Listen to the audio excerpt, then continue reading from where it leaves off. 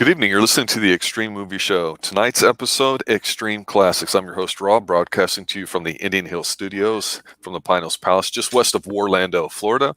Tonight, we're taking a look at the 1947 masterpiece, in my opinion, called Dark Passage, starring Humphrey Bogart and the love of his life, Lauren Bacall. Gentlemen that are with me tonight, as usual, is RDV and Professor Pixel. How are we tonight? Doing good. Awesome. Nice. So, Humphrey Bogart is a guy that, to me, is instantly watchable as a kid growing up whenever he's on film. I knew him from two ways. Whenever my dad was watching a movie and he was in, he'd be like, "You got to sit down and watch this." And I'm like 4 years old wanting to watch cartoons. I'm like, "Why?" He's like, "It's Humphrey Bogart." And the other thing, too, is when I'd watch Saturday morning cartoons, once in a while Bugs Bunny would have somebody that looked exactly like Sam Spade, a.k.a. Humphrey Bogart, in cartoon form. And I'd be like, "Oh, I guess this guy was popular. He must be like Elvis level or something." But to this day, I think Humphrey Bogart, not the biggest guy in the world. He's got screen presence. He's got charisma. He's just in a lot of films. And even as a kid watching some of them, I had no idea what the hell was going on. I hope you were watching this one. He was a movie star to me. And he's to me, he's one of the first ones. And his stars never dimmed in my eyes, too. So when we're talking about Dark Passage, we're talking about, I think, the third out of the four films that Bogart and Bacall did. It's film noir, so it's got this really kind of interesting backdrop, a lot of the black and white shadows going on. It's set in San Francisco, which is a key component to the film and all that. But I love this film, and a lot of people think it's gimmicky for the first third, which we'll talk about here in a moment. But let's go around the horn. RDV, what are your first impressions? It's from 1947, so it's in San Francisco. For being I'll just say what it was. It was the first movie we ever saw where it's in first-person narrative, kind of like, or the guy, or first person. It's Humphrey Bogart's, because they hit his face. At first, you don't see it. You see his hands, and then you see him. The guy pulls up, and I'm like, dude, I've never seen that other than the part than like recently there was some other movie on Netflix. They copied that, but I thought that was really cool. And then this movie proves you don't even have to see Bogart's face the whole entire movie. Just hearing his voice. Yes. Yeah, he has that presence. If anyone says it's gimmicky, they're idiots. I mean, that was so unique. It was something like, it was so special whenever you're watching it and you're doing it through his view. And even at those rare moments where they're not actually in the first person view, his face is completely hidden in the shadows, like in the taxi cab, whenever he's talking to him. It's just so you almost get chills watching it. It was so great when you get to see him. He's gonna go share space, and then they cut it out. They tease you. They thought you're gonna, because you see him putting the shit down. He's wiping his face, and you don't see him at all. It's like, you jerks. Well, in context at the time, he was one of the biggest actors, and it was the old studio system. So when people drop that money to go see a ticket, they wanted to see Humphrey Bogart, and whenever he was on screen, they wanted to see Humphrey Bogart. And I think a lot of people felt that was a bit gimmicky, that, hey, for the first third of this film, we see his hands at the beginning, as he's in the San Quentin barrel because he's escaped from the prison, and he's rolling the fields, and you hear his voice. And then, it is cool because I don't know how much paranoia there is in this film, but I think there's definitely a little bit. And, we'll get to a few big questions towards the end in terms of the plot, but I'm ignoring that for now. But for me, just being able to see the actors and actresses act like they've got one foot in the real world and the other foot in this dark, seedy side of San Francisco is kind of cool. Even Lauren Bacall's character she's kind of she's like a devil woman. I mean, she's got the laser beams on Humphrey, and there's no way she's letting him go. So she's like, well, did she murder people? Did she do this? So there's so much crap going on that you kind of almost put yourself in Humphrey's position going, okay, what the hell is going on? I'm just trying to prove my innocence from murdering my wife. And, it's like pre-fugitive by 20 plus years, but it's really cool the way they look at the camera, like you're Bogart too. And there's a few scenes where it's absolutely stunning. And I think the best scene that's this is, you guys mentioned before how he got his face changed or whatever, and there's some trippy stuff going on there. But he's walking around at night trying to get back to her apartment or whatever, and the guy's like, "Hey, you got a match?" And he lights up. He's like, "Sure," and he lights it up in front of him. You just see that. Just that kind of stuff is cool, and that's what makes this film to me really, really interesting. I don't know. It's very watchable, but the plot was a bit more complicated than probably I expected. So I don't know what you guys thought. The part that I really popped for is when he's in the diner getting his eggs stuff. You know, he's getting ready to run. Gives what? No, he's gonna leave. He's gonna get out of the country. You know, probably the cops asking him for his paper. Yeah. Where's your raincoat? It's rain season from Seattle. Who are you? And like, why are you shaking? His hand shaking away. He's like, oh. And then he goes and pays the guy, and he's like, sir, it's $100 bill. He's, oh, my mistake. Gives him something smaller. and I'm thinking, like, right there is like, oh man, this is like the movie really gripped me. I was like, dude, is he gonna kill a cop? What's going on? And then just the whole thing, it's like, is he gonna make it or is it gonna be a bad ending? And so I'm like, oh, that's what I love. It's just Noah right there. Like, this is the guy on the run, you know, from the law, while trying to prove his innocence, and doesn't know who he can trust. You know, can he trust that girl? He's fallen in love with, Lauren Bacall, or is she the one? Yeah, they said, because how does she know Madge? You know, the other character in there who also knew his wife. Right. And he doesn't like Madge, you know, and then he's, you know, his best friend's dead. You know, it's just like, is she like obsessed with him? Because like, remember, she picked him up when he escaped. She's like, here, let me help you. He's like, wait, how do you know who I am? He's like, no, I watched your trial, like, you know, and then she says, like, it was similar to my dad's. I'm like, is this a cover story? Or you don't know. The paranoia in this movie is real. It's like, I actually felt it too. As I was like, I don't know if he's gonna get bumped off, or is she a crazy bride? You know, I mean, you know, you heard when they were throwing a Madge in there. Is this just a chick who's lonely? She's got Stockholm syndrome. She sees him, reminds her of her father, and then she wants to be with him. I didn't know, but I was like, dude, this is a very, very good movie for being like I said, without Humphrey Bogart, sorry, it wouldn't. I don't think it would have really held my attention as much, because I mean, Gregory Peck had that with his other movie, North by Northwest. You know, the thriller stuff. You know, where you're trying to like, escape. You know, you're fugitive. I always love those stories. Yes. But like Gregory Peck, though, just like, you know, Humphrey Bogart, these are people that, you know, I just come to love. They're great. They're such great actors. Like I said, you put a nobody in there, it'd be like, I guess who's this guy? But I said, like, no one can steal a scene just like Bogart just using his voice. Yeah. So the thing about this movie, because I was actually the one who recommended it, because I saw it like I think a year ago. It was late one night. I was cleaning the kitchen, and TCM was just on, and this movie. It started, and eventually I just had to put down the dishes, and I was just standing there at the edge of the counter watching it from afar, because it is exactly that. It is entrancing. Was the water overflowing over the sink? No. No damage was done because of the movie. But I honestly, it's one of those films that, even talking about it right now, I really want to watch it again. Right? Well, it's the kind of film that I think brings to mind that, you know, films changed a lot in the days, but for me, you know, you go back to the basic ingredients that make a successful film, and of course, you're watching the person. You don't really care what name they're given, or even necessarily. I don't think plot's honestly as important as character, and the plot here, where he's trying to like see whether or not he really killed himself. We don't know if he's a killer. We find out that Lauren Bacall's character, you know, yes, I guess you could say had daddy issues. Yes, she had money, so there's reasons why people have an interest in her that's not Humphrey Bogart, but they're somehow tied to her socially.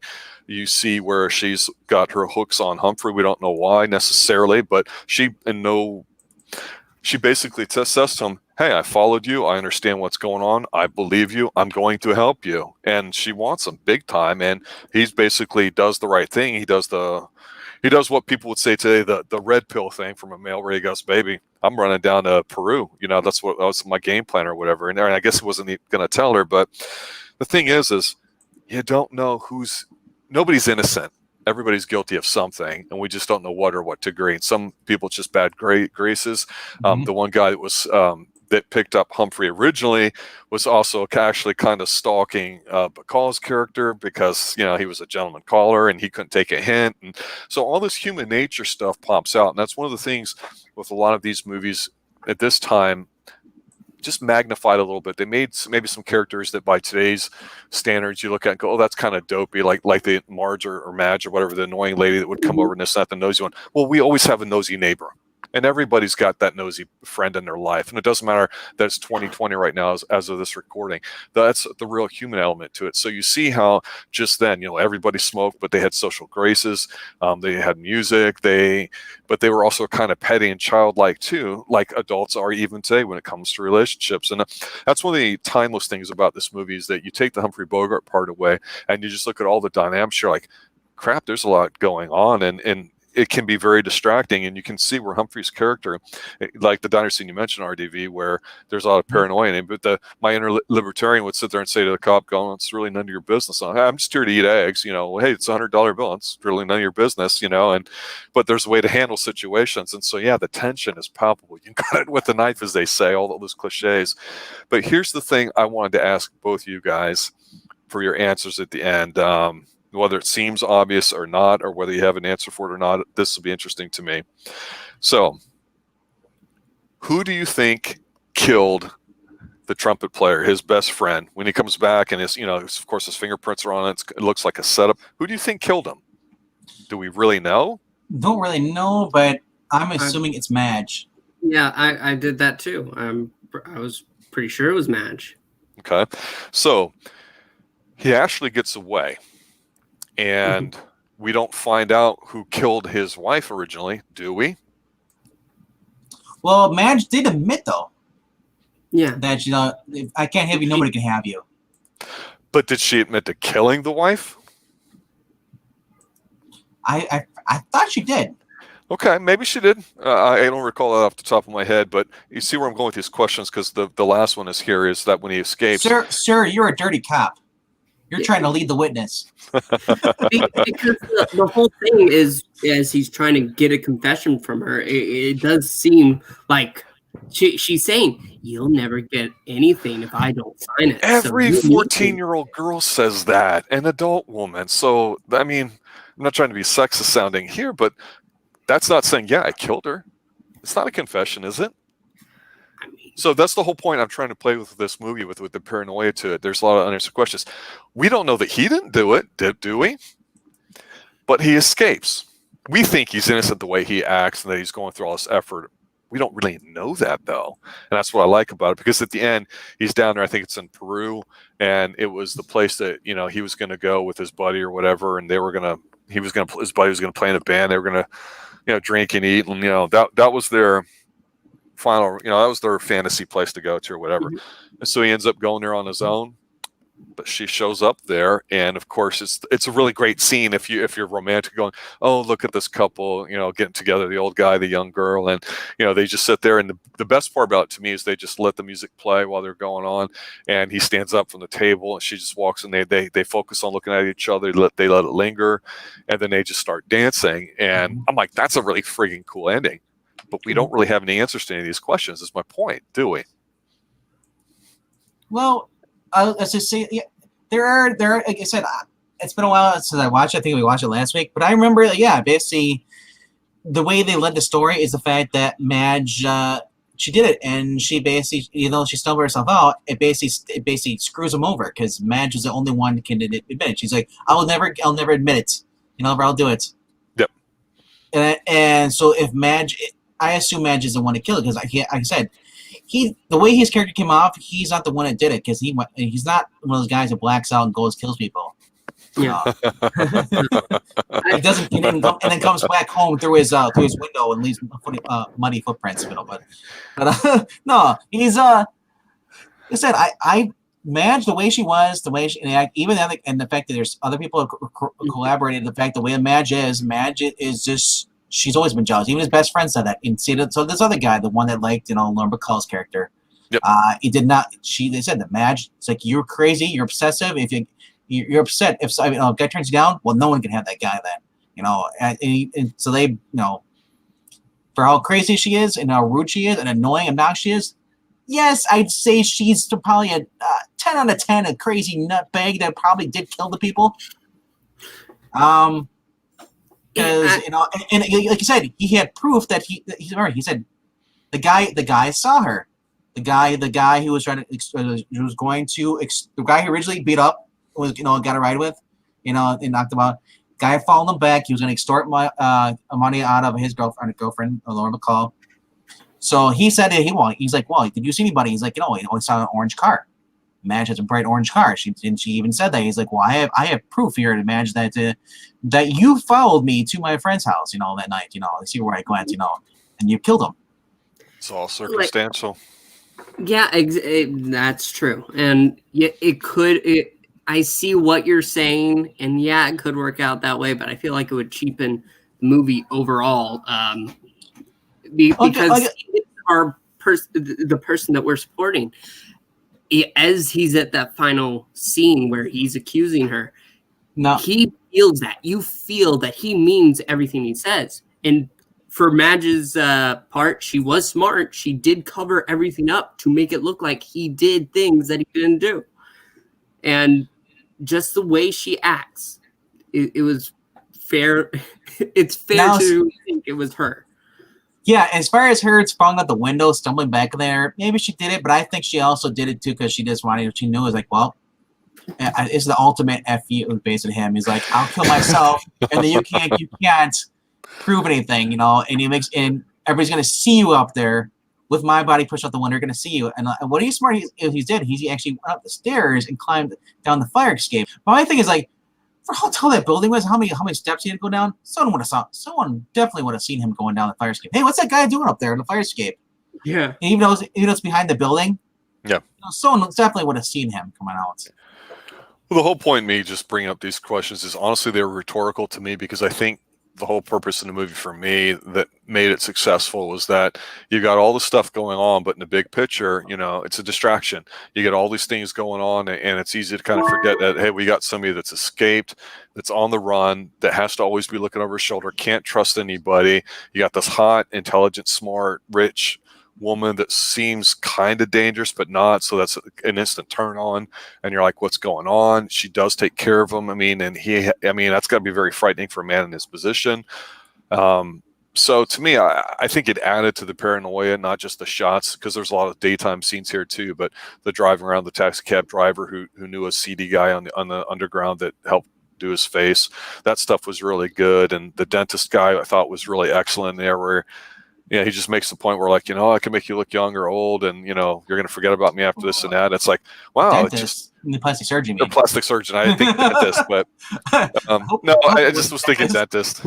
It's the AEW show I just watched, but it's really neat because it's like, okay, it's getting a little trippy and weird here, but that's the neat thing is that here's where he's just hopping into a cab, doesn't know anybody, but somehow the cab somebody, which seems to make sense, and then it just takes another step to somebody else, and there you go. Yeah, you're right. It is all a lot of paths just twisting and swerving until we get to the end, which honestly, even though he didn't get to prove his innocence, I'm okay with this ending. Usually it would be a situation in which, he proves his innocence and this is the day. Da, da, da. But no, he knows that he's screwed. That's why he has to leave. And then he still gets the girl. And so I'm satisfied. Yeah. I mean, that's giving the audience what they want. Despite the gimmicky part where you don't see him, it's still kind of a cool thing to see that it wasn't done in movies that much or for this extended period of time when it debuted. Obviously, we've seen a lot since then. Of course, Halloween season, we think of the Halloween John Carpenter from '78. So to me, my final thoughts would be this. It's a great film. Go see it. It's a standalone film. It's not like overly convoluted plot, but it can get a little messy if you allow that stuff to distract you. But there's definitely an element of just the atmosphere of it that makes it very watchable. And to me, rewatchable. I've seen this film a couple times, haven't watched it recently.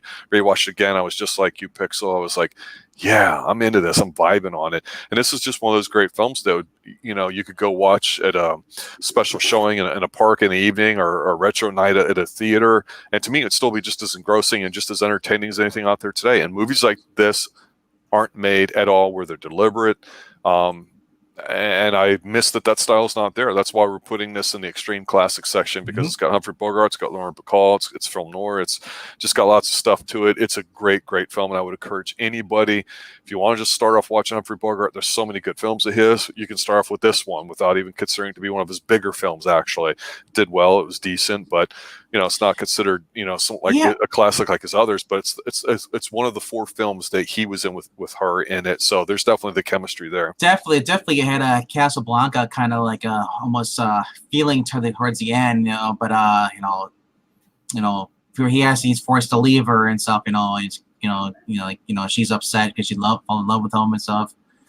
But basically, I kind of like that thing, but it's, like I said, it had a happy ending, because I'm thinking like, wow, she's gonna get shot, because it's always what Hollywood is. Ever since these movies, Hollywood's like, the main good guy, he has to die. It has to be a sad ending. Tease you. It's like, no, I like happy endings. If I want to watch horrible endings, I watch the news. Well, to your point, and one argument we'll get into later with more modern films, I would sit there and say that most people don't care about the audience's participation because they know that they're going to plot money for it. So it's like a big screw you to you, and do something stupid at the end for it, like a lot of television shows today and many mainstream movies. But here, I think people understood they were taking a risk by not showing Humphrey Bogart for the first, say, third of the film. But then, of course, you get to see plenty of him, and you have plenty of Bacall and everything else, and it works for me. So I would agree with you on that. It just feels like the more I get into the golden age movies, the more I notice that, hey, they actually put more effort into this. They actually care about what they're making and stuff. It's not just like, all right, here's a half-ass script, and then we're just going to do everything on CG. Yeah. So, definitely. But go ahead. This is truly a special film. Like, I do agree. Everybody should watch it at least once.